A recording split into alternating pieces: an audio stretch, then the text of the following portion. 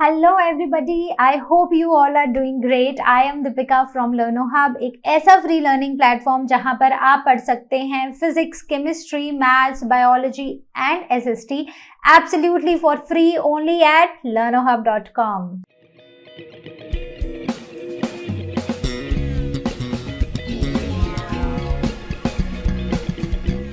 तो बच्चों, आज हम डिस्कस करने वाले हैं animal tissues, the remaining part of the chapter plant and animal tissues. तो प्लांट टिश्यूज को हम अपने फर्स्ट सेशन में कवर कर चुके हैं। आई होप आपने वो वीडियो देख लिया है, और अगर नहीं देखा है तो एक बार पहले उस वीडियो को देख के आओ and then come to this video, so that आपके जो सारे कॉन्सेप्ट्स हैं वो एकदम ऐसे ट्रैक पे रहें। पहले प्लांट टिश्यूज, फिर एनिमल टिश्यूज।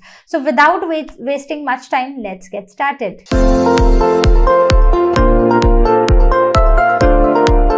एनिमल टिश्यूज, तो वो टिश्यूज जो कि एनिमल्स में हमें देखने को मिलते हैं। So they are very different from the plant tissues. क्योंकि प्लांट्स के जो फंक्शंस हैं, प्लांट्स का जो रहने का तरीका है, that is different from how we animals live, right. तो इसीलिए हमारे जो टिश्यूज है ना, वो भी अलग हैं प्लांट से। क्लियर? तो चलो, एनिमल टिश्यूज। तो एनिमल टिश्यूज जो हैं वो किससे बनते हैं? एनिमल सेल से ही बनते हैं, सीधी सी बात है। और 4 तरह के एनिमल टिश्यूज हमें देखने को मिलते हैं। सबसे पहला है एपिथेलियल टिश्यूज, कुछ ऐसे टिश्यूज जो क्या बना रहे हैं? कवरिंग कर रहे हैं प्लांट्स की। सो इनका जो फंक्शन होता है ना, वो होता है कवरिंग का या फिर प्रोटेक्शन का। इन्हें हम कवरिंग टिश्यूज भी बोल सकते हैं। दूसरे हैं कनेक्टिंग टिश्यूज, कुछ ऐसे टिश्यूज जो कि कनेक्ट कर रहे हैं हमारे डिफरेंट बॉडी पार्ट्स को। ठीक है, अभी सिर्फ इतना ही समझो, क्योंकि हम डिटेल में सब कुछ डिस्कस करेंगे। तो इन्हें हम सपोर्टिंग भी बोलते हैं। ठीक है, ये सपोर्टिंग टिश्यूज भी होते हैं जो एक तरह से हमारी बॉडी के फंक्शंस में हमारी हेल्प कर रहे हैं, हमारी बॉडी को सपोर्ट कर रहे हैं। The next one is the muscular tissue, कुछ ऐसे टिश्यूज जो हमारी मसल्स बना रहे हैं। तो इनका क्या काम है? इनका काम है कॉन्ट्रैक्ट करना, रिलैक्स करना और अपना काम करते जाना। ठीक है, so they are contractile tissues as well. And the last one is the nervous tissues, जिसका काम क्या है? जिसका काम है मैसेजेस को कन्वे करना। क्या करना? मैसेजेस को एक जगह से दूसरी जगह तक लेकर जाना। So that is the nervous tissue. ठीक है, तो 4 टाइप के टिश्यूज आगे समझ कौन कौन से हैं? Epithelial, connective, muscular and nervous tissues. ठीक है, तो चलो देखते हैं। सबसे पहले आता है एपिथेलियल टिश्यू। तो एपिथेलियल टिश्यू की अगर आप बात करो तो ये हमने बोला कि ये कवरिंग टिश्यूज हैं। मतलब ये कौन से टिश्यूज हैं? मैं यहां पर भी लिख देती हूं, they are the covering tissues. कुछ ऐसे टिश्यूज जो हमारी बॉडी को कवर कर रहे हैं, चाहे वो बाहर से कवर कर रहे हैं, चाहे वो हमारी बॉडी को अंदर से कवर कर रहे हैं। अब देखो, हमारी जो बॉडी है ना, बहुत सारे ऑर्गन्स है जो हॉलो भी हैं। जैसे अगर हम स्टमक की बात करें तो एक तरह से वो खाली है ना, जब तक खाना नहीं खाया है ना। तो अंदर की जो लाइनिंग है उसको, जो अंदर का जो खाली एरिया है या अंदर का जो सरफेस है, उसको भी कवर करने का काम कौन करता है? Epithelial tissues. ठीक है, देन ये क्या करते हैं? They cover the surface of our body and they even form the lining of the various body cavities and internal organs. तो जो हमारी बॉडी के अंदर ऑर्गन्स हैं उनको लाइन करता है, अंदर से उनको कवर भी करता है, राइट। तो अब एक क्वेश्चन ये आ जाता है कि ये जो टिश्यूज है ना, इनके सेल्स दिखते कैसे होंगे? तो इनके जो सेल्स हैं ना, वो बहुत तरह के हैं। मतलब मेजरली हमने इनको 4 टाइप्स में डिवाइड किया है। सबसे पहले है squamous cells, then cuboidal cells, columnar cells and ciliated. तो ये ऐसे फ्लैट से सेल्स भी हैं, जैसे स्क्वैमस सेल्स हम देख रहे हैं। देन ये क्यूब की फॉर्म में भी हमें सेल्स देखने को मिलते हैं, जैसे कि ये क्यूबॉइडल सेल, हम इस सेल को देख रहे हैं। ठीक है, क्यूबॉइडल है ये। देन कॉलमनार, मतलब लंबे भी हैं ये सेल्स, और ये सेल्स सीलिएटेड भी हैं, मतलब लंबे हैं और उनके ऊपर ऐसे फिंगर लाइक प्रोजेक्शंस भी हैं। So they are the ciliated cells as well. तो एक एक को डिस्कस करते हैं। सबसे पहले हम आएंगे स्क्वैमस एपिथेलियम में। तो कुछ ऐसे सेल्स, तो अगर आप इसको ध्यान से देखो तो कैसे सेल्स हैं ये? These are the thin and flat cells. ठीक है, थिन है, पतले पतले हैं और एकदम ऐसे फ्लैट हैं ये सेल्स। ठीक है, अब इनकी जो शेप है दैट इज पॉलीगोनल, ठीक है। तो बहुत सारी एक तरह से इसमें साइड्स हमें देखने को मिल रही हैं। देन नेक्स्ट इज ये मिलता कहाँ पर है, इसकी लोकेशन क्या है, कहाँ पर आपको स्क्वामस एपिथेलियम देखने को मिलेगा। तो ये हमें देखने को मिलता है अपनी स्किन की आउटर लेयर में। तो ये जो हमारी स्किन है ना, ये पूरी की पूरी क्या है, एक टिश्यू है। ये मैं आपको फर्स्ट सेशन से बताती आ रही हूँ कि जो हमारी स्किन भी है ना, ये भी एक तरह का टिश्यू है। और ये जो टिश्यू है ये कौन से सेल से बना है, ये बना है स्क्वामस एपिथेलियल सेल्स से, ठीक है। कुछ ऐसे सेल्स जो कि फ्लैट हैं, थिन हैं और पॉलीगोनल है अपनी शेप में। क्लियर? तो ये बात हमें समझ आई है। गुड। अब हम आगे बढ़ते हैं। Now we will talk about cuboidal epithelium. मतलब जैसा कि इसका नाम बता रहा है cuboidal, so we will be talking about cells which are cube like, ठीक है, जो क्यूब शेप के होंगे। So these are the cells which are cube like and they where are they found. तो अगर अब आप इनको देखो ना, तो ये एक ऐसा क्यूब सा बना रही हैं। देखो ये क्या बना रही हैं, क्यूब। तो इसकी भी इधर को एक साइड होगी, एक इधर को होगी, एक इधर को होगी और एक नीचे होगी। तो ये हमें देखने को मिलती हैं inner wall lining of kidney tubules. जो किडनीज होती हैं, किडनी की जो ट्यूब्यूल्स होती हैं, आई थिंक ये अभी हम पढ़ेंगे। तो हमारी जो किडनीज होती है ना, किडनीज में भी एक ट्यूब जैसा स्ट्रक्चर होता है। वो ट्यूब वाला स्ट्रक्चर जो कि कुछ चीज़ों को एब्जॉर्ब करता है, कुछ चीज़ों को सिक्रीट करता है। तो उस ट्यूब को अंदर से जो लाइन करता है, इनर वॉल को जो लाइन करता है, वो होता है क्यूबॉइडल एपिथेलियम, ठीक है। तो ये बात आपको समझ आई है। तो यहां पर इनका काम क्या होगा, किडनीज में है तो यहां पर इनका जो फंक्शन होगा वो होगा एब्जॉर्प्शन का फंक्शन, ठीक है। वहीं पर जब हम किसकी बात कर रहे थे, जो हमारा फर्स्ट टाइप ऑफ एपिथेलियम था, that is the squamous epithelium, तो वो कहाँ पर था, वो स्किन में था। तो वो वहां पर क्या काम कर रहा था, वो हमारी स्किन को वहां पर प्रोटेक्शन, वो एक तरह से हमारी बॉडी को प्रोटेक्शन दे रहा था। तो उसका फंक्शन क्या है, स्क्वामस एपिथेलियम का फंक्शन है प्रोटेक्शन, क्यूबॉइडल एपिथेलियम का फंक्शन है एब्जॉर्प्शन, ठीक है। आगे बढ़ते हैं। कॉलमनार, तो मतलब एक कॉलम जैसे कुछ सेल्स हमें देखने को मिलते हैं जो कि ऐसे हैं, मतलब लंबे लंबे से सेल्स हैं। तो जैसे आप देखोगे तो ये वर्टिकली अरेंज्ड होते हैं एंड दे आर टॉल। ये जैसे फ्लैट, जैसे हमने स्क्वामस या क्यूबॉइडल एपिथेलियम देखा ना कि जो छोटा होता है, ये वैसा नहीं होता है, ठीक है। ये लंबे लंबे से सेल्स होते हैं, टॉल सेल्स होते हैं, राइट। अब ये जो सेल्स हैं ये सिलेंडर, अगर आप सिलेंडर हम सबके घरों में होता है, तो सिलेंडर जैसे लंबे लंबे ये हमें सेल्स देखने को मिलते हैं। अब कहाँ पर हमें देखने को मिलेगा, तो ये हमें देखने को मिलेगा inner lining of stomach and intestine. तो लाइन जो हमारी इनर लाइनिंग है स्टमक की और इंटेस्टाइन की, बेसिकली जो हमारे डाइजेस्टिव ट्रैक में जो स्टमक और इंटेस्टाइन है उनको अंदर से लाइन करता है।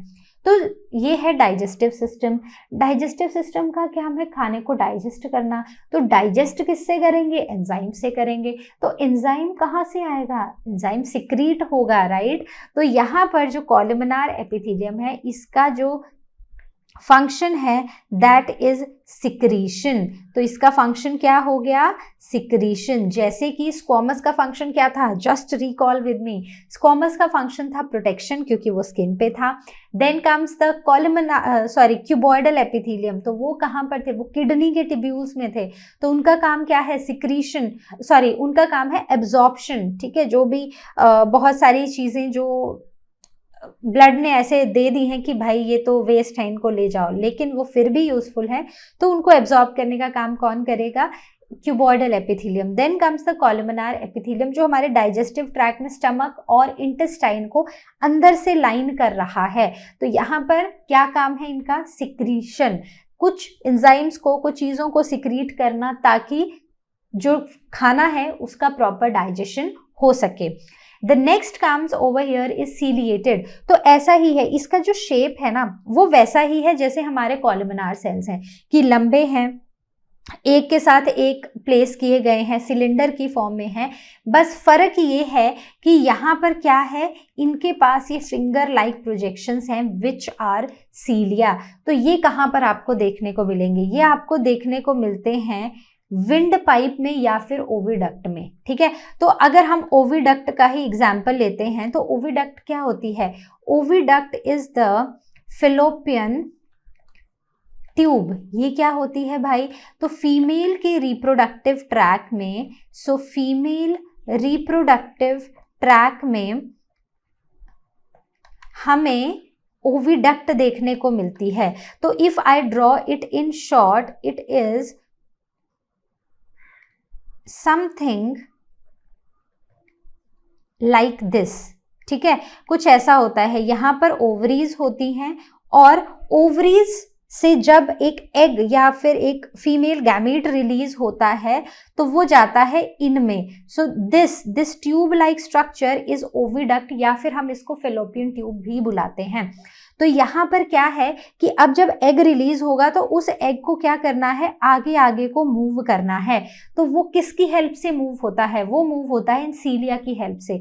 सो सीलिया जो है वो कॉन्टिन्यूसली मूव करते रहते हैं, जिनकी वजह से जो ये पूरा का पूरा व्हाट यू कैन से जो गैमीट है वो आगे की तरफ को मूव करता है, right. So where is the ciliated epithelium found, so it is found in the oviduct and the lining of the windpipe. अगर विंड पाइप में हवा के साथ भी कुछ से कोई अनवांटेड पार्टिकल्स हमारे रेस्पिरेटरी ट्रैक में एंटर हो गए हैं तो उनको भी बाहर निकालने का काम कौन करेगा, सीलिया ही करेगा।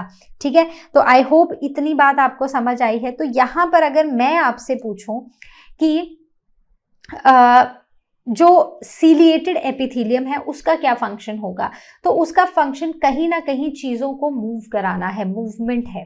क्लियर, आई होप इतना आपको समझ आया है। आगे बढ़ते हैं नेक्स्ट टाइप ऑफ टिश्यू की तरफ, that is the connective tissue. तो कनेक्टिव टिश्यू जो है वो 3 तरह के होते हैं। सबसे पहला है supportive tissue, then the fibrous tissue and the fluid connective tissue. तो मतलब कुछ ऐसे टिश्यूज जो हमारी बॉडी को कनेक्ट कर रहे हैं वो 3 तरह के हैं, सपोर्टिव, फाइब्रस और फ्लूइड। तो चलो एक एक को अच्छे से डिस्कस करते हैं। तो now comes the next type of tissues, that is the supportive tissue. तो सपोर्टिव कनेक्टिव टिश्यू, तो हमने बोला कि कनेक्टिव टिश्यू एक ऐसा टिश्यू जो बहुत सारे पार्ट्स को, हमारी बॉडी के पार्ट्स को बेसिकली कनेक्ट कर रहा है। यहाँ पर कनेक्टिव टिश्यू का एक और फंक्शन है और वो ये है कि ये हमारी बॉडी के पार्ट्स को एक जगह रखने में, अपनी पोजीशन को मेंटेन करने में उनको सपोर्ट करता है। तो उसी लिए है हमारा सपोर्टिव कनेक्टिव टिश्यू। सबसे पहले उसमें आता है bones and the second one is the cartilage. ठीक है, तो बोन्स और कार्टिलेज जो है वो हमारी बॉडी को हेल्प करती हैं ताकि हमारी बॉडी के जो ऑर्गन्स है ना वो जगह पर रहें। तो इसमें सबसे पहले आता है हमारे पास कार्टिलेज। तो कार्टिलेज क्या करता है, कार्टिलेज हमारी बोन्स के एंड्स को कवर करके रखता है। ठीक है, जो एक बोन होती है, बोन का जो एंड्स होते हैं उनको कवर करने का काम कौन करता है, कार्टिलेज करता है। और ये कार्टिलेज जो है ये सपोर्ट करता है कुछ ऑर्गन्स को, जैसे कि अपनी नोज की टिप को प्रेस करो तो आप कर पा रहे हो, राइट। लेकिन जैसे ही आप इसको रिलीज करोगे it will regain its original position, right. वैसे ही आपका जो एक्सटर्नल ईयर है, ठीक है, आप इसको ऐसे बेंड करो और अब आप इसको छोड़ दो। ठीक है, so automatically it regained its original space. ठीक है, जो भी इसकी ओरिजिनल शेप थी वो ये वापस उसी शेप में पहुंच गया। So this basically this cartilage is giving support to certain organs. कुछ ऑर्गन्स को ये सपोर्ट दे रहा है कि आप इनको प्रेस भी कर लो तो भी वो अपनी ओरिजिनल शेप में आ जाएंगे, right. Then next is it consist of a clear ground tissue. तो अगर अब आप ये देखो तो ये एक कार्टिलेज का मैट्रिक्स है, इसमें आपको बहुत ही छोटे छोटे सेल्स देखने को मिल रहे हैं, राइट। सो ये जो ये जो पूरा का पूरा कार्टिलेज होता है ना, ये जो इसका टिश्यू होता है, इस जो ग्राउंड सब्सटेंस होता है, ग्राउंड सब्सटेंस को हम एक और वर्ड देते हैं, दैट इज मैट्रिक्स। और आप ज्यादातर ये मैट्रिक्स वर्ड ही सुनोगे। तो ये जो मैट्रिक्स है ना, मैट्रिक्स में बहुत सारे सेल्स होते हैं, लेकिन इन सेल्स के बीच में बहुत सारा स्पेस होता है, इसी वजह से आप इसको प्रेस कर पा रहे हो। अब ये आपकी बोन है ना, अब आप इस बोन को बीच से ऐसे यहाँ से इस पोर्शन को आप बेंड करने की कोशिश करो, क्या आप कर पाओगे? आप नहीं कर पाओगे, क्योंकि यहाँ पर जो सेल्स है ना वो टाइटली पैक्ड होते हैं। लेकिन कार्टिलेज के केस में ऐसा नहीं होता है। कार्टिलेज के केस में जो मैट्रिक्स है, मैट्रिक्स में बहुत सारे सेल्स होंगे, लेकिन उन सेल्स के बीच में बहुत सारा स्पेस होगा। ठीक है, so this is cartilage. Then next comes is the bone. तो जैसे कि हमने बात की, तो बोन जो है it is the main supportive framework of vertebrates.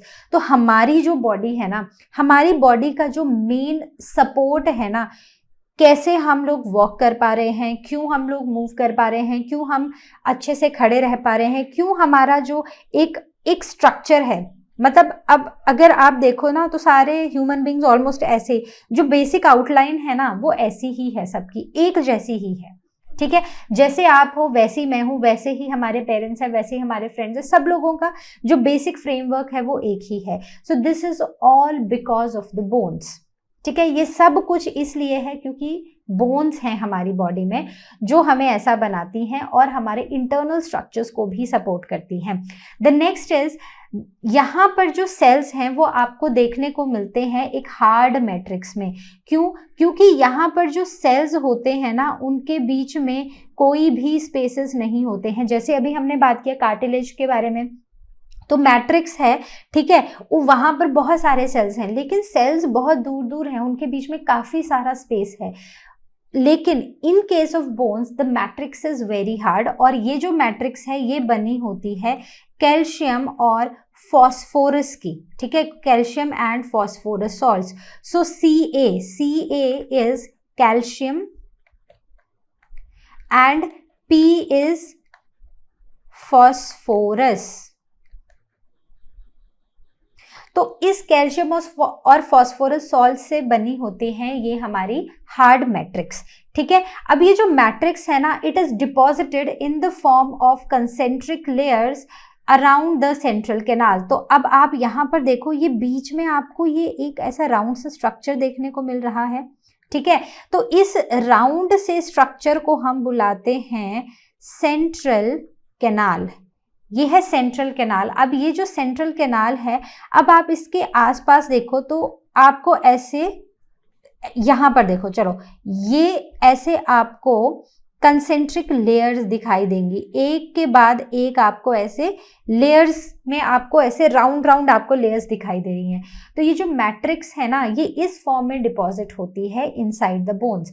अब क्योंकि यहाँ पर कोई इंटरसेलुलर स्पेसेस नहीं है, सेल्स के बीच में स्पेसेस तो है नहीं, मैट्रिक्स तो बहुत हार्ड है, तो इसी वजह से अगर मैं इस बोन को यहाँ से, ये मेरी एक बोन है, ठीक है, अब इस बोन को अगर मैं बीच से बेंड करना चाहूँ ना तो मैं नहीं कर सकती हूँ। लेकिन वहीं पर कार्टिलेज कहाँ है? नोज के टिप पे, ईयर, आउटर ईयर। तो अगर मैं नोज को प्रेस करना चाहूँ ना तो मैं नोज को इजीली प्रेस कर सकती हूँ और ये वापस अपनी ओरिजिनल शेप जो है वो रीगेन कर लेता है। ठीक है, क्योंकि यहाँ पर इंटरसेलुलर स्पेसेस हैं लेकिन यहाँ पर इंटरसेलुलर स्पेसेस नहीं है। इतनी बात समझ आई? ये बात क्लियर हुई? सिंपल सी बात थी, आई होप आपको समझ आई होगी। अब हम नेक्स्ट हम बात करते हैं फाइब्रस कनेक्टिव टिश्यू के बारे में। ठीक है, तो फाइब्रस कनेक्टिव टिश्यू हैं हमारे पास, कुछ ऐसे टिश्यूज हैं जो कि बाइंडिंग करते हैं, पैकिंग करते हैं हमारी बॉडी में, बाइंडिंग करते हैं ऑर्गन्स की। ठीक है, तो इनका काम क्या है? इनका काम है binding and packing of organs. तो हम जब कनेक्टिव टिश्यू शुरू किया था तो मैंने बोला था कि इनका काम है डिफरेंट बॉडी पार्ट्स को कनेक्ट करना। दूसरा इनका काम है हमारी बॉडी को सपोर्ट भी करना, ताकि हमारी बॉडी के जो ऑर्गन्स हैं वो एक जगह पर रहें और हमारी बॉडी प्रॉपर मेंटेन रहे, राइट। तो यहाँ पर आते हैं फाइब्रस कनेक्टिव टिश्यू, जिसमें फर्स्ट है areolar tissue, then adipose tissue, then tendons and then the final is the ligaments, ठीक है। तो बात हम शुरू करेंगे एरियोलर टिश्यू से। तो एरियोलर टिश्यू क्या करता है, ये हमारी स्किन को बाइंड करके रखता है उसके नीचे वाले टिश्यूज से, ठीक है। So it binds our skin,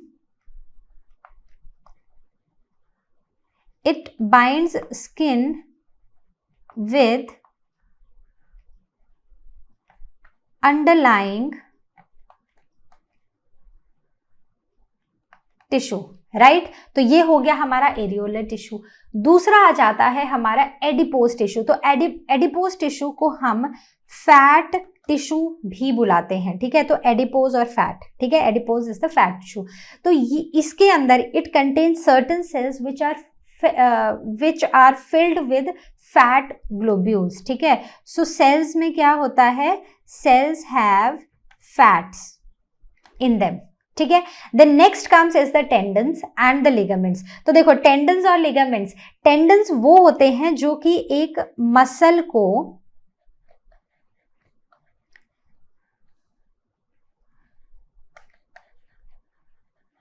tendons वो होते हैं जो एक मसल को बोन से कनेक्ट करते हैं, और लिगामेंट्स वो होते हैं जो बोन को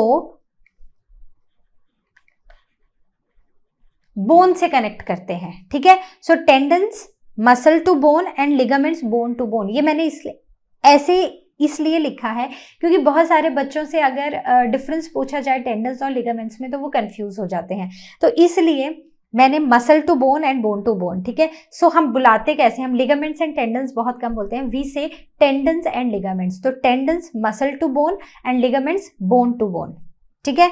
समझ आएगा, याद रहेगा इतना। तो these were the certain fibrous connective tissue. The next comes is the fluid connective tissue. Fluid, तो जब हम वर्ड फ्लूइड बोलते हैं ना, तो वो गैसेस को भी इंडिकेट करता है and it also indicate liquids, ठीक है। गैसेस और लिक्विड्स कम्स अंडर फ्लूइड। तो यहाँ पर कुछ ऐसे टिश्यूज होते हैं जो हमारी बॉडी में प्रेजेंट हैं लेकिन लिक्विड फॉर्म में हैं, जैसे कि फ्लूइड कनेक्टिव टिश्यू। तो फ्लूइड कनेक्टिव टिश्यू में एक आता है ब्लड और एक आता है लिम्फ। तो एक आता है लिक्विड पार्ट और एक आता है सेलुलर पार्ट। तो यहाँ पर अगर हम ब्लड की बात करते हैं तो ब्लड में ना बड़े सारे सेल्स होते हैं, जैसे कि RBCs, WBCs एंड प्लेटलेट्स। तो ये सारे जो सेल्स हैं ये मिलकर क्या बनाते हैं, ब्लड बनाते हैं। तो इन सेल्स का हमारी बॉडी में बहुत इंपॉर्टेंट फंक्शन है। जैसे कि हमें पता है कि जब हम ब्रीद इन करते हैं तो अंदर क्या जाता है, ऑक्सीजन जाती है। इस ऑक्सीजन को बॉडी के हर एक पार्ट तक पहुंचाने का काम कौन करता है, RBCs, that is the red blood cells. अब जब ऑक्सीजन यूज कर ली सेल्स ने तो वो प्रोड्यूस करेंगे क्या, कार्बन डाइऑक्साइड। तो इस कार्बन डाइऑक्साइड को वापस से लंग्स में लाने का काम कौन करेगा, सेम RBCs, ठीक है। वैसे ही यहाँ पर एक और चीज होती है लिक्विड में, दैट इज प्लाज्मा। तो प्लाज्मा भी बहुत इंपॉर्टेंट रोल प्ले करता है इन गैसेस के ट्रांसपोर्ट में। तो एक तरह से जो ये फ्लूइड कनेक्टिव टिश्यू है वो चीजों को एक जगह से दूसरी जगह पर लेकर जा रहा है। इसी फ्लूइड कनेक्टिव टिश्यू की वजह से जो न्यूट्रिएंट्स हैं वो डिफरेंट बॉडी पार्ट्स में पहुंचते हैं, क्योंकि देखो डाइजेशन और एब्जॉर्प्शन तो डाइजेस्टिव सिस्टम करेगा, लेकिन डाइजेस्टिव सिस्टम से उन चीजों को बॉडी के हर एक पार्ट तक कौन लेकर जाएगा, that is this connective tissue, that is blood, ठीक है। तो इतनी बात समझ आई है, गुड। अब दूसरा जो हम देख रहे हैं दैट इज द लिम्फ। तो लिम्फ क्या है, लिम्फ वो कनेक्टिव टिश्यू है जिसमें सिर्फ WBCs हैं। और ये कहाँ पर है, अब मान लो मेरे पास ये सेल्स हैं, अब कुछ जो फ्लूइड होता है ना वो ब्लड वेसल्स, जैसे यहाँ से क्या है कि बड़ी सारी ब्लड वेसल्स जा रही हैं इन सेल्स के अराउंड के साइड से, ठीक है। कुछ फ्लूइड जो है वो निकल जाएगा इनटू दीज इंटरसेलुलर स्पेसेस, इन सेल्स के बीच में कुछ फ्लूइड जो है वो आ जाएगा। सो this is basically the fluid which is surrounding the body cells. तो इन सेल्स के बीच में जो फ्लूइड होता है उसे हम लिम्फ बुलाते हैं। इसमें RBCs नहीं होती हैं, इसमें प्लेटलेट्स भी नहीं होती हैं, इसमें सिर्फ WBCs होती हैं। और WBCs का काम क्या होता है, हमें इन्फेक्शन से बचाना, हमें पैथोजन से बचाना। प्लेटलेट्स का काम क्या होता है, जब कोई भी एक छोटा सा भी कट आपकी बॉडी पे लग जाता है ना, तो ये जो आप देखोगे कि थोड़ी देर खून बहेगा, फिर खून जो है बहना बंद हो जाएगा और वहां पर एक क्लॉट सा बन जाएगा, एक हार्ड सा मास, एक हार्ड सा सब्सटेंस जो है वो आपको डिपॉजिटेड नजर आएगा उस कट के ऊपर। So that is all because of the platelets. So platelets help in blood clotting, ठीक है। तो आरबीसीज का क्या काम है, आरबीसीज का क्या काम है, आरबीसीज का काम है गैसेस को ट्रांसपोर्ट करना, ऑक्सीजन और कार्बन डाइऑक्साइड को। डब्ल्यूबीसीज का क्या काम है, हमें पैथोजन से बचाना। फिर प्लेटलेट्स का क्या काम है, ब्लड की क्लॉटिंग कराना, अगर कहीं पर हमें इंजरी हो जाती है या कहीं से ब्लड बाहर निकलना शुरू होता है, ठीक है। तो आई होप ये सब कुछ आपको समझ आ गया है। लिम्फ कहाँ पर होता है, जो बॉडी के सेल्स होते हैं उनके आसपास जो फ्लूइड होता है that is called as lymph. आता कहाँ से है, ब्लड वेसल से कुछ जो फ्लूइड है वो निकल कर इन स्पेसेस में आ जाता है and then we call it as lymph, ठीक है। तो समझ आ गई इतनी सी बात। चलो आगे बढ़ते हैं, जहां पर हम डिस्कस करेंगे last type of animal tissue, that is the muscular tissue. कुछ ऐसे टिश्यूज जो कि हमारे मसल्स में होते हैं। तो जो मस्कुलर टिश्यू होता है, इनका काम क्या है, इनका काम है मूवमेंट और लोकोमोशन कराना, हमारी बॉडी को मूव कराना। हमें अब जैसे अगर मैं बाजू को मूव भी कर पा रही हूँ, ठीक है, so this is all because of the muscular movements, ये मस्कुलर मूवमेंट है, ठीक है। वहीं पर अगर मुझे यहाँ से उठ के बाहर जाना है तो मैं क्या करूंगी, मैं उठूंगी और जाऊंगी, so that is locomotion. So this is the difference between movement and locomotion. मैं अपने फिंगर्स को मूव कर पा रही हूँ, this is movement, and when I am changing my place, so that is locomotion, ठीक है। तो इस लोकोमोशन और मूवमेंट में हेल्प करते हैं muscular tissues. Then muscular tissues कैसे होते हैं, स्टायरेटेड होते हैं, अनस्टायरेटेड होते हैं और कार्डियक होते हैं। तो एक एक को डिस्कस करेंगे। सबसे पहले आते हैं striated muscles. Now the next comes is the striated muscles. तो कुछ ऐसी मसल्स जो कि हमारे अपने कंट्रोल में होती हैं, तो हम इनको वॉलंटरी मसल्स भी बुलाते हैं। कुछ ऐसी मसल्स जो हमारे कंट्रोल में होती है, अगर मैं चाहूँ तो मैं मूव कर पाऊंगी, अगर मैं नहीं चाहूँ तो मैं मूव नहीं कर पाऊंगी, ठीक है। सो ये हमारी बोन्स से अटैच होती हैं। अब देखो, अब मुझे यहाँ से उठना है और मुझे बाहर जाना है, अब मुझे प्यास लगी है, मुझे किचन में जाना है और मुझे क्या करना है, मुझे पानी पीना है, ठीक है। तो मैं उठूंगी और मैं बाहर जाऊंगी क्योंकि ये मेरे कंट्रोल में है, मैं ये करना चाहती हूँ। सो this is under my will. So those muscles which are under your control, so they are the striated muscles. तो ऐसी मसल्स कहाँ पर होंगी, सोचो। अगर आप उठना चाहोगे तभी आप उठोगे ना, तो ये आपकी लेग्स में होंगी। आप पानी पीना चाहोगे तभी आप उस ग्लास को उठाओगे और पानी पियोगे, राइट। तो मतलब कि आर्म्स में भी आपको ये मसल्स देखना मतलब प्रेजेंट होंगी, आर्म्स में भी। अब अगर मैं टर्न करना चाहूँ इधर को या उधर को, मुझे कुछ देखना है, तो नेक में भी, क्योंकि ये भी मेरी विल से ही मूव कर रहा है। अगर अब मैं कुछ ना बोलना चाहूँ, मैं चुप बैठ जाऊं तो ठीक है, अब मैं इधर उधर देखना चाहूँ, so these all these things which we are doing because we want to do it, so though all those areas have the कौन सी मसल्स, स्टायरेटेड मसल्स, ठीक है। So they are the striated muscles which are under our voluntary control. तो कुछ ऐसी long सी हमें muscles दिखाई देती हैं जिनमें कुछ स्टायरेशंस होती हैं, ठीक है। लाइट और डार्क पैचेस होते हैं कि एक मसल है, बीच में उसमें आपको डार्क पैच देखने को मिलेगा, फिर लाइट होगा, फिर से डार्क, फिर से लाइट। कुछ ऐसी मसल्स होती हैं ये, ठीक है। तो आई होप इतना समझ आया। अब नेक्स्ट इज अनस्टायरेटेड मसल्स। कुछ ऐसी मसल्स जो कि स्टायरेशंस नहीं होती हैं, मतलब वो एक ही कलर की होती है, उनमें डार्क और लाइट पैचेस हमें देखने को नहीं मिलते हैं। ऐसी मसल्स क्या होती हैं, इनवॉलंटरी होती हैं, हमारे कंट्रोल में नहीं होती हैं। अब जैसे कि हमने खाना खाया, अब खाना नीचे चला गया, ठीक है। आपने खाना खाया, क्या आप उस खाने को इंटेंशनली बोल रहे हो, आपने सिर्फ स्वॉलो किया, उसके बाद क्या आपने ईसोफेगस को बोला कि नहीं यार खाने को नीचे भेजो? क्या आपने कुछ एफर्ट किया? क्या आपने कुछ एफर्ट किया कि स्टमक से वो खाना फर्दर इंटेस्टाइन में जाए? नहीं किया, right. So those muscles are involuntary और unstriated muscles with the tapering ends, right. अब ये कहाँ पर देखने को मिलती हैं, जैसे आइरिस ऑफ द आई, ठीक है।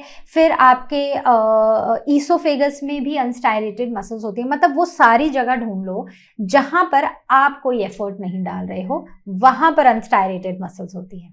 क्लियर? चलो, next one comes the last type of muscular tissue, that is the cardiac muscles. कुछ ऐसी muscles, when ever you here a word cardiac, always remember it is related to heart। तो basically these are the heart muscles, ये वो muscles है जो आपके heart में है, ठीक है। तो ये भी involuntary है, क्योंकि आप heart को नहीं बोल रहे हो कि आप बीट करो, हार्ट आपका ऑटोमेटिकली बीट कर रहा है और अपना काम कर रहा है, right. So cardiac muscles are also, कौन सी मसल्स, जल्दी से बताओ, इनवॉलंटरी मसल्स, राइट। देन ये भी स्टायरेटेड होती हैं, इसमें भी हमें ऐसे देखो लाइट और डार्क पैचेस देखने को मिलते हैं, राइट। लेकिन ये जो मसल्स होती हैं ये छोटी होती हैं कंपैरेटिवली, और ये ब्रांच्ड होती हैं। जब हम स्टायरेटेड मसल्स पढ़ रहे थे तो वो हमने कैसे पढ़ी थी, वो बिल्कुल ऐसी थी, यहाँ पर लाइट और डार्क पैचेस जरूर थे लेकिन कहीं पर भी ब्रांचिंग नहीं थी। लेकिन अगर अब आप इनमें देखो तो इनमें आपको ब्रांचिंग देखने को मिल रही है, right. So these are short and branched. Then जब भी कॉन्ट्रैक्शन होती है, they contract without an outside stimulation, मतलब कि अब अगर इनको कॉन्ट्रैक्ट करना है तो इनको बाहर से कोई स्टिमुलस नहीं चाहिए, मतलब बाहर से ऐसा नहीं है कि कोई बाहर से आके बोलेगा कि अब तुम कॉन्ट्रैक्ट कर जाओ। इनमें जो कॉन्ट्रैक्शन होती है वो अंदर इन्हीं हार्ट मसल्स के अंदर से जनरेट होती है। क्लियर? तो ये जो डिफरेंस है between striated, unstriated and cardiac muscles, it is very very important. तो अगर आपने इनका स्ट्रक्चर ध्यान से देख लिया है तो अब आपको कोई प्रॉब्लम नहीं होगी इनका सबसे पहले आ जाता है हमारे पास नेक्स्ट टाइप ऑफ टिश्यू। तो अब हम डिस्कस करेंगे अपना next type of tissue, that is the nervous tissue. तो नर्वस टिश्यू कुछ ऐसा सा दिखाई देता है, ठीक है। तो ये जो नर्वस टिश्यू होता है बेसिकली ये क्या है, ये मैंने बनाया है एक न्यूरॉन या नर्वस टिश्यू में एक cell, that is the nerve cell. तो यहां से डिस्कस करना शुरू करते हैं। This is called as the head portion, ठीक है। जब भी लेबलिंग करो यहीं से करो, ओके। तो अब यहां पर देखो आपको ये स्ट्रक्चर्स दिखाई दे रहे हैं ऐसे। So these are called as the dendrites. क्या हम इनको बुलाते हैं, हम इन्हें बुलाते हैं डेंड्राइट्स। अब डेंड्राइट्स जिस एक बॉडी से अटैच्ड हैं, ठीक है। I just change the colour, क्योंकि नहीं तो जो मैं मार्क करूंगी वो आपको नहीं दिखाई देगा, ओके। तो अब जिस बॉडी से ये अटैच्ड होते हैं ना, उसको हम क्या बोलते हैं, उनको हम बोलते हैं साइटोन। क्लियर? ये साइटोन है, राइट। इसके अंदर जो ये राउंड सा स्ट्रक्चर है, this is the nucleus. Clear? अब न्यूक्लियस के बाद फिर से ये आपको लॉन्ग एक थ्रेड लाइक स्ट्रक्चर, एक ट्यूब जैसा दिखाई दे रहा है, this is called as axon, ठीक है। अब इसके ऊपर आपको ये कवरिंग दिखाई दे रही है, this is called as the myelin sheath, ठीक है। अब इसी कवरिंग में बीच बीच में आपको स्पेसेस दिखाई दे रहे हैं। So these are called as the node of Ranvier, ठीक है। इतना समझ आ गया। अब दूसरे एंड में जब आप देखो तो ये एक्सॉन चल रहा था, और एक्सॉन के बाद अब आप क्या देखोगे कि यहां पर फिर से एक तरह की ब्रांचिंग शुरू हो गई एक्सॉन में। तो these are called as the axon endings या फिर टर्मिनल, एक्सॉन एंडिंग और the axon terminal. So this is the nervous tissue. और इस नर्वस टिश्यू का क्या फंक्शन है, या ये एक इलोंगेटेड सेल्स हैं जिन्हें हम न्यूरॉन्स बोलते हैं। और इस टिश्यू का, इस सेल का फंक्शन क्या है, इस सेल का फंक्शन है मैसेजेस कन्वे करना। क्या करना? मैसेजेस कन्वे करना। क्लियर हो गई बात? तो चलो आगे बढ़ते हैं। So let us now do a quick overview, quick recap of animal tissues। तो कितने टाइप के एनिमल टिश्यूज पढ़े थे? चार तरह के, ठीक है। तो सबसे पहले था epithelial tissues, right. Then the next one was muscular tissues, the third one was connective tissue and the fourth one was the nervous tissues. ठीक है, तो एपिथेलियल टिश्यू हमने 4 तरह के पढ़े थे। सबसे पहला कौन सा था? स्क्वोमस epithelial tissue, then cuboidal epithelial tissue. The third one was columnar epithelial tissue and the fourth one was कौन सा था? Fourth, ciliated epithelial tissue। ठीक है, तो ये तो हो गए हमारे epithelial tissues. Now the next comes is the muscular tissue, जो हमने 3 तरह के पढ़े थे। सबसे पहले थे स्टायरेटेड, जो कि हमारे कंट्रोल में थे, राइट, जैसे कि आर्म्स में, लेग्स में। देन अनस्टायरेटेड, कुछ ऐसे टिश्यूज जो कि हमारे कंट्रोल में बिल्कुल नहीं थे। And then the last one was cardiac, जो कि हमारे कंट्रोल में नहीं है और वो कहाँ पर है?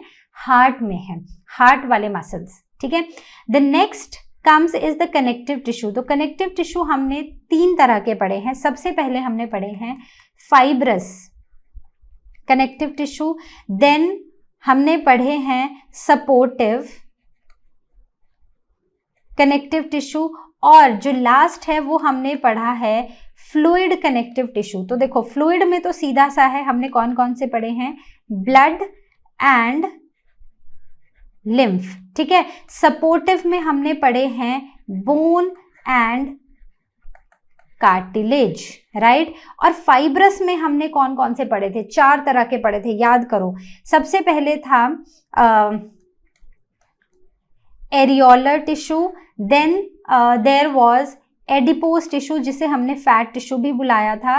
देन वाज टेंडन्स, जो कि बोन को बोन से कनेक्ट कर रहा था। And finally there were ligaments, जो कि बोन्स और मसल्स को कनेक्ट कर रहे थे। तो इतना ओवरव्यू समझ आ गया सबको एकदम रिकैप हो गया कि हमने क्या क्या पढ़ा था। तो चलो शुरू करते हैं सबसे पहले क्वेश्चन के साथ। The small fine branches given out from the cell body of the nerve cell. तो जो सेल बॉडी है उससे निकलती हुई कुछ ब्रांचेस के बारे में बात करेंगे। तो सेल बॉडी कहाँ पर पड़ा था? नर्वस टिश्यू में। तो कुछ ऐसी थी सेल बॉडी, या जिसे हमने साइटोन भी बुलाया था। बीच में था न्यूक्लियस, और यहाँ पर क्या था? कुछ ऐसे फाइन ब्रांचेस हमें देखने को मिल रहे थे। तो इन्हें हमने क्या बुलाया था? डेंड्राइड्स। ठीक है, तो याद हुआ। चलो नेक्स्ट क्वेश्चन का आंसर आप मुझे दोगे। Now the question number 2। So the question number 2 is the fluid connective tissue of humans. जो ह्यूमंस का फ्लूइड कनेक्टिव टिश्यू है। तो कनेक्टिव टिश्यू 3 तरह के पढ़े थे। ठीक है, सबसे पहला था fibrous, then supporting and the fluid. तो फ्लूइड जो था that was made up of blood and lymph. So the correct option will be blood and lymph. Very good. चलो नेक्स्ट क्वेश्चन का आंसर बताओ।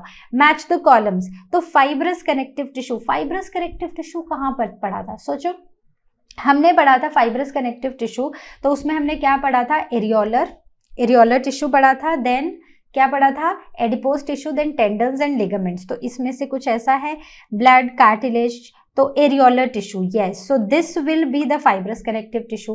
Then next comes is the fluid connective tissue. तो fluid connective tissue अगर हम यहाँ पर देखें, so blood is the fluid connective tissue. The next one is the supportive connective tissue, मतलब ऐसा टिश्यू जो सपोर्ट कर रहा है। कौन सपोर्ट करता है? Bones and cartilages. तो यहाँ पर कार्टिलेज है, तो हम यहाँ पर 3 लिख देंगे, राइट। देन लिगामेंट्स, तो टेंडन्स and ligaments. तो tendons bone to bone and ligaments muscle to bone. So ligament क्या होगा? Connect a muscle to a bone and tendons will connect bone to bone. ठीक है, तो आई होप आपके भी सभी आंसर सही हुए हैं। वेरी गुड, आगे बढ़ते हैं। तो name the kind of tissue that carries oxygen around your body. तो ये कौन सा टिश्यू है जो ऑक्सीजन कैरी करता है आपके बॉडी के around? So that is the blood which is a fluid। हमें kind of tissue पूछा है, ठीक है। so it is a fluid connective tissue, so fluid connective tissue will be the answer. The next is brings about movements in animals। so animals में movements किसकी वजह से होती हैं? so that is the muscular tissue, right? Very good. Next, supports an animal's body. तो जल्दी से बताओ ये कौन सा टिश्यू है जो एनिमल की बॉडी को सपोर्ट करता है? तो ये कनेक्टिव टिश्यू में ही एक टिश्यू है जिसे हम बोलते हैं सपोर्टिव कनेक्टिव टिश्यू, राइट? तो समझ आ गया, वेरी गुड। आगे बढ़े तो चलो, the next is name the 3 kind of muscular tissues, give the exact location of each kind in an animal body। तो 3 तरह के मेन मस्कुलर टिश्यू कौन से हैं जो मसल्स में प्रेजेंट हैं? So they are striated, then the second one is unstriated, the third one is cardiac.